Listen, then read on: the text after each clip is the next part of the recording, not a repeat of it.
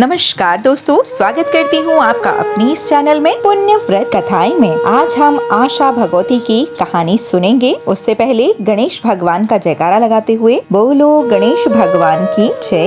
हिमाचल नाम का एक राजा था, उसकी 2 लड़कियां थीं। एक का नाम गौरा और दूसरी का नाम पार्वती था। एक दिन हिमाचल ने दोनों लड़कियों को अपने पास बिठाया और पूछा कि तुम किसके भाग का खाती हो। इस पे पार्वती जी ने कहा, मैं अपने भाग का खाती हूँ, तथा गौरी बोली, मैं आपके भाग्य का खाती हूँ। यह सुनकर राजा ने पुरोहित को बुलवाया और कहा कि पार्वती के लिए एक भिखारी वर देखो और गौरा के लिए एक राजकुमार की तलाश करो। पुरोहित राजा की आज्ञा अनुसार वर की तलाश करने के लिए निकल पड़ा। एक दिन पुरोहित जी रास्ते से जा रहे थे कि रास्ते में शिव जी भिखारी का रूप धारण कर बैठे दिखाई दिए। पुरोहित ने पार्वती का विवाह उस भिखारी के साथ तय कर दिया और एक बहुत ही सुंदर राजकुमार के साथ गौरा का विवाह तय कर दिया। थोड़े दिन बाद जब गौरा की बारात आई तो राजा ने उसका खूब स्वागत किया तथा साथ में बहुत सा दहेज भी दिया। लेकिन जब पार्वती की बारात आई तो राजा ने कुछ भी सत्कार नहीं किया, केवल कन्यादान देकर पार्वती को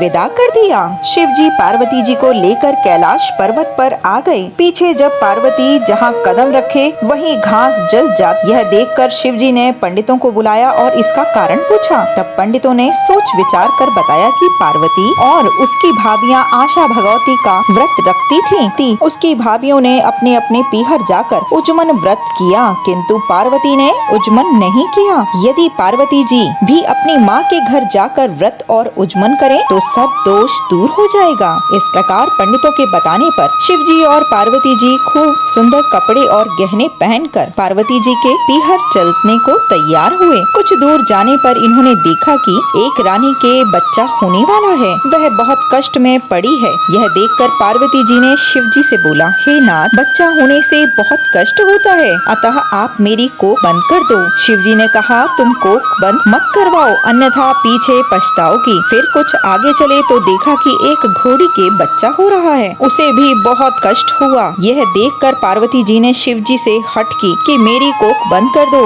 तभी आगे चलूंगी, बच्चा होने में बहुत कष्ट होता है। शिव जी ने पार्वती जी को बहुत समझाया कि कोख बंद कर देने के बाद तुम्हें बहुत पछतावा होगा, परंतु पार्वती जी ना मानी। अंत में निराश होकर शिव जी ने पार्वती जी की कोख बंद कर दी। तब वे दोनों आगे चले। उधर गौरा ससुराल में बहुत दुखी थी। इधर जब पार्वती जी शिव जी के साथ अपने पियर पहुंची तो उनके माता पिता एकाएक उन्हें न पहचान सके।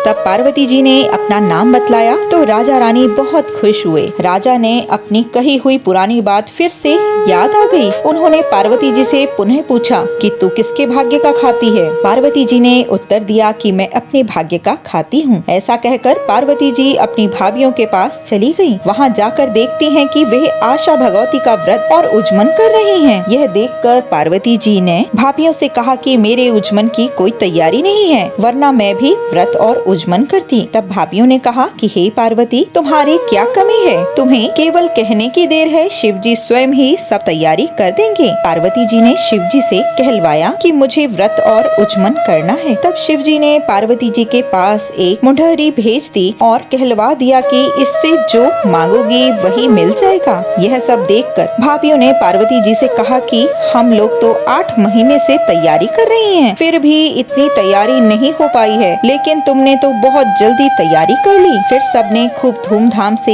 उज्मन और व्रत किया। इसके बाद राजा ने शिव जी को भोजन के लिए बुलाया और उन्हें खूब मिठाई और सुंदर सुंदर भोजन कराए। यह देखकर सब स्त्री पुरुष कहने लगे कि पार्वती की शादी भिखारी के साथ हुई, किंतु वह अपने भाग्य से राज कर रही है। जब शिव जी ने भोजन करना शुरू किया तो उन्होंने इतना खाया कि पूरी रसोई में सिर्फ पतली सब्जी छोड़कर कुछ भी ना बचा। पीछे पार्वती जी वही सब्जी खाकर पानी पीकर शिव जी के साथ घर के लिए चल दी। रास्ते में धूप के कारण वे दोनों एक पेड़ के नीचे बैठ गए। तब शिव जी ने पार्वती जी से हंसकर कहा कि तुम क्या खाकर आई हो। पार्वती जी ने बोला, जो आपने खाया है वही मैंने खाया। शिव जी ने यह बात जानते थे कि पार्वती जी ने केवल सब्जी खाई है। इस पर शिव जी को हंसी आ गई और बोले कि तुम तो केवल सब्जी खाकर और पानी पीकर आई हो। इस पर पार्वती जी बोली, महाराज आपसे सब बातें खोल दी, अब आगे कोई बात मत खोलना। मैंने हमेशा ससुराल की इज्जत पीहर में रखी है और पीहर की इज्जत ससुराल में रखी है। थोड़ी देर बाद उठकर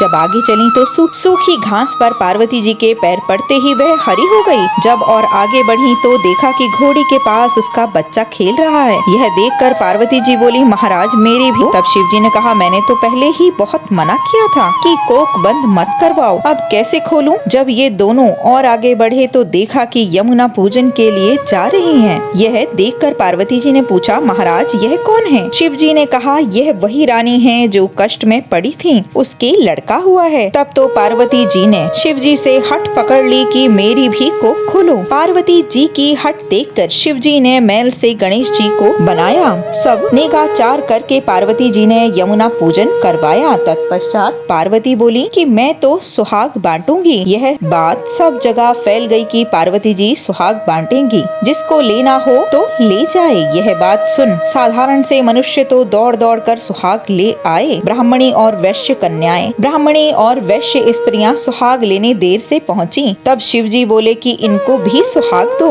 पार्वती जी बोली, मैं तो सब सुहाग बांट चुकी हूँ। इस पर शिव जी ने कहा कि इनको तो सुहाग देना ही होगा। तब उन स्त्रियों को भी पार्वती जी ने थोड़ा थोड़ा सुहाग दे दिया। इस प्रकार किसी को भी सुहाग के लिए निराश नहीं होना पड़ा। इसीलिए हे पार्वती जी, जैसे आपने उन सबको सुहाग दिया है, उसी तरह हमें भी सुहाग दीजिएगा। इस व्रत और उज्जमन को कुंवारी लड़कियां ही करती हैं। बोलो भोलेनाथ की जय, माता पार्वती की जय।